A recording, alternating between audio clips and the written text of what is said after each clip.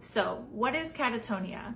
Catatonia is a psychomotor disorder that affects the connection between brain function and bodily movements. It is a symptom of schizophrenia, and like psychosis, it can both be a symptom and a condition. Catatonia is a negative symptom, meaning things that are normally present are not present. And in this case, that would be motor functions, like an inability to move or speak, being stuck in rigid, fixed positions, and being unable to come out of them even when people try to move you, and resisting that movement. So in that sense, it is a negative symptom.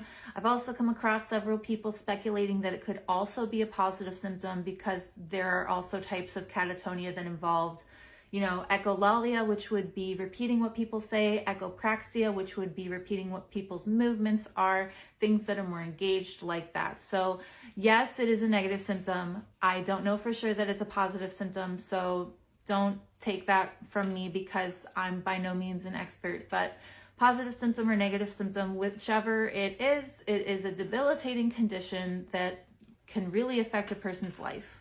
There are 3 types of catatonia. There is excited catatonia, which involves fast, agitated movement, akinetic catatonia, which involves slow movement and loss of speech, and malignant catatonia, which involves delirium and fever. There are 12 symptoms of catatonia. The first is stupor, which is when a person has no movement and an inability to interact with their surroundings. And then there's catalepsy, which is when a person holds a fixed posture when someone tries to move them. So if I, for instance, had my arm like this and someone tried to push it down, I would resist. It wouldn't come down, it would just stay there. There is wavy flexibility, which is a slight resistance to having your body moved into a new position. So with the catalepsy being completely rigid like that, there would be some slight resistance with the wavy flexibility. The 4th is mutism, in which a person would not speak or speak very little. The 5th is negativism, in which a person ignores or will not respond to directions, and they do not respond to stimuli. 6 is posturing, in which a person is taking and holding a fixed position. For me, I would often here, I'll show you. I'd contort my body into this twisted shape, and my neck would be up like this. So that was kind of the position I would take, like this. 8 is stereotypy, in which a person would be making frequent, repeated movements that have no purpose. The 7th is mannerism, in which a person would make exaggerated, unusual gestures, movements, and speech. The 9th is agitation, in which a person would have increased restless movement. Then 10 is grimacing, in which a person would make a face of disapproval or pain, an expression that's literally a grimace. So maybe it would look something like I can't do it because I would come across as fake trying to do it. I can't make an angry face for the life of me, but like. Then 11 and 12 are echolalia and echopraxia. Echolalia being repeating someone's words. If someone were to say, "How are you today?" you'd say, "How are you today?" "No, I was asking you." "No, I was asking you." And then echopraxia being repeating someone's movements. So typically we all wave at each other and people wave back, and then you would go, "How are you today?" And they would go, "How are you today?" Maybe not necessarily with the echolalia, but they would repeat whatever. They would mirror your movements. So what can this look like? It can look like a lot of things. For instance, it could look like someone sitting very still, not moving, staring at a fixed point, and even if you were to tap their shoulder, they would not respond. They would just be locked in that position.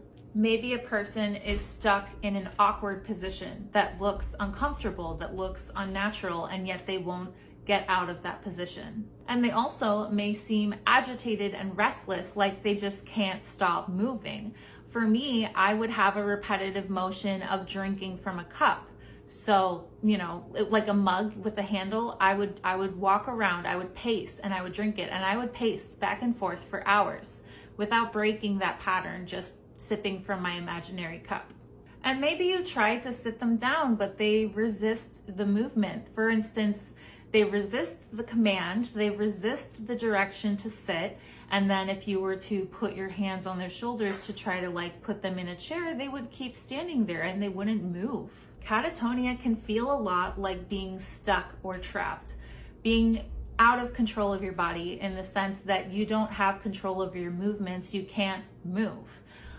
It can feel disorienting in a sense that you are aware of your surroundings, but you won't respond to them even if you want to.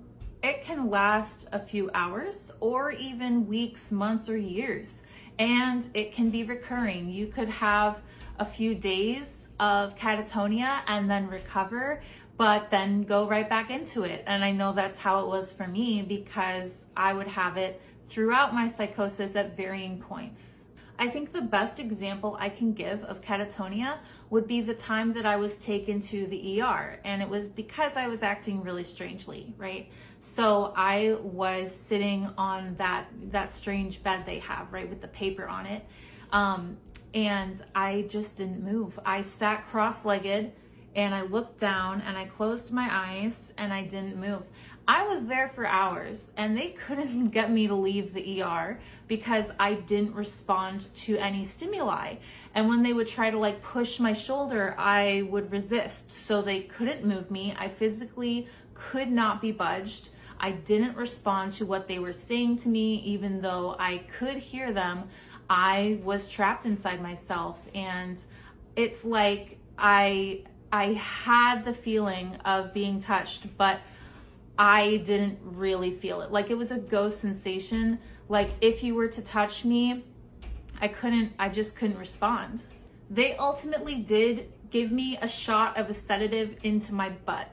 That was the only way they could get me out of the ER. They had to put me in a wheelchair and take me out to my mom's car, and I woke up in the car. Like hours later, in the middle of the night, I just woke up in her car with a blanket on top of me.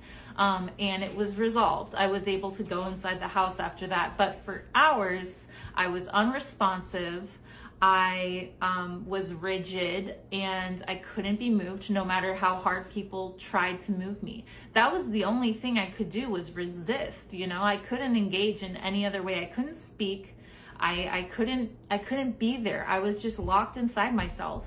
So that's catatonia for you. Those are the symptoms and a small example. I'm just going to wrap up by saying that catatonia can actually be dangerous. There are dangers associated with catatonia. People may refuse to eat or drink or even go to the bathroom, so they can become dehydrated and they could be starving to a sense. And they refuse to eat and drink. So that in itself can be dangerous. Also, with the repeated movements, a person could cause self-injury by, for instance, banging their head or kicking. And that's another cause for concern. Also in the category of malignant catatonia that causes delirium and fever, that in itself is dangerous on its own. So if it gets to the point that it's reached that capacity, that it's gone to the max like that, that would be a good reason to go to the hospital and seek treatment because it can be severe. Can you describe what is psychosis and psychotic symptoms? This is a great starting point for understanding psychosis at its most basic form because it can be very confusing.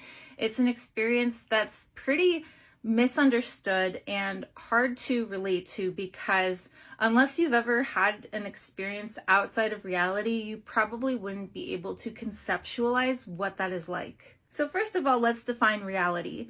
Reality is what you perceive of the world around you. It's how you interact with your environment, with other people. It's your belief systems. It's how you communicate. There's pretty much this shared reality that everybody has in common where we all understand each other's language, for instance, or we can pick up on people's social cues, right? So that shared reality that we all have, we're in agreement on, right? We all agree that this is what's real. Now, psychosis is a loss of touch with that reality. It's being separate and having a disconnect from everybody's shared reality. And a person will essentially be put into a separate alternate reality that no one else will be experiencing with them. It's entirely personal to them. It can be a varied experience across the board, but it ultimately involves 3 different types of symptoms. There are negative symptoms, positive symptoms, and cognitive symptoms.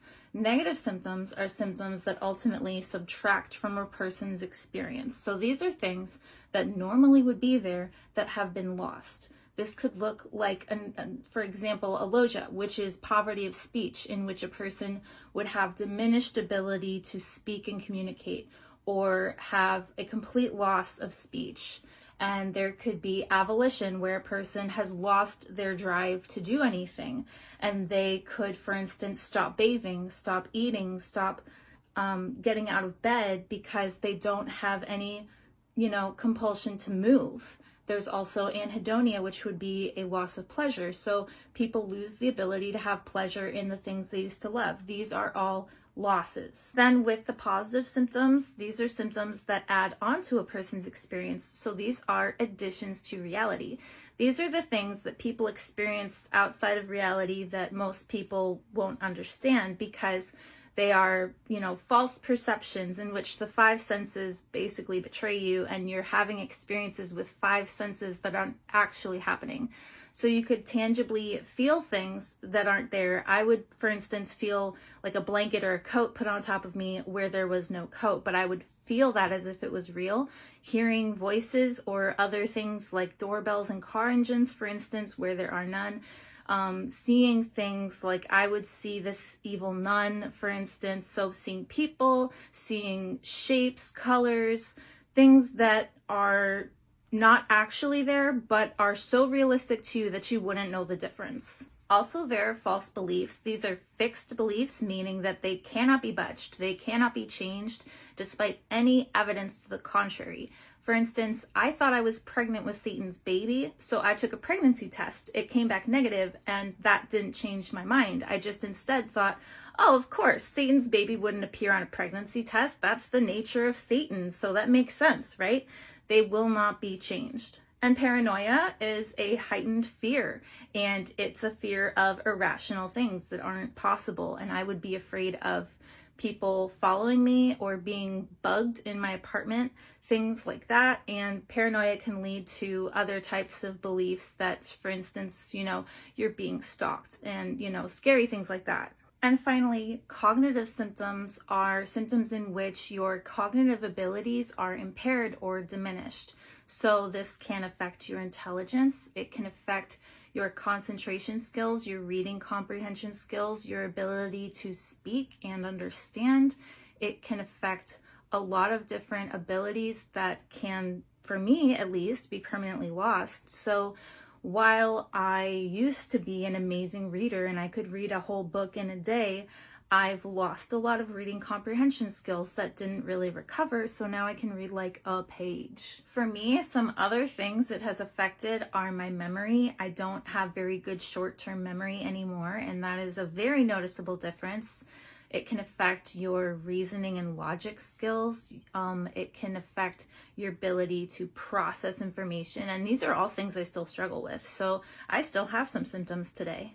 Anyway, there's a start for you, and I'm always happy to answer more questions. I'm sorry that I can't get to everyone's questions as much as I would love to. It's just kind of hard for me. So I will continue working on getting to all of your questions, but if I don't get to it, please don't take it personally. It's nothing against you. I just have a lot of them coming to me. What the hell is anhedonia? Anhedonia is a symptom of many mental illnesses that causes a person to have an inability to feel pleasure, or in the sense of psychotic disorders, a lack of ability to feel pleasure. While anhedonia is fairly common amongst disorders like depressive disorders and substance use disorder and personality disorders, it also plays a major part in psychosis because, like many other things, it is considered a negative symptom. So what is a negative symptom? Well, a negative symptom in the case of psychosis is any symptom that causes a lack of. It is essentially a symptom that subtracts from a person's behaviors and experiences. And this is easier to understand when you know what positive symptoms are, because positive symptoms add on to a person's behavior and experiences. So adding on to reality through hallucinations and delusions, negative symptoms, which tend to come on first, are actually the loss of, in this case, ability to feel pleasure. Anhedonia stems from the reward and motivation region of the brain. So people who don't have pleasure towards anything don't have the motivation to be rewarded through pleasurable acts such as hobbies and social interactions. It can be tied to asociality, in which a person has a withdrawn nature from social interactions, because people with anhedonia lack pleasure in social interaction. They have an indifference towards people, and this applies to their hobbies too. They have an indifference towards the things they used to love, and it can even apply to sex. People will lose the pleasure in having sex and even in completion. So upon, the peak, people won't derive any pleasure from that. So they physically, emotionally do not have pleasure in anything. For me, when I had anhedonia, I really felt apathetic towards everything, and I was less inclined to do things.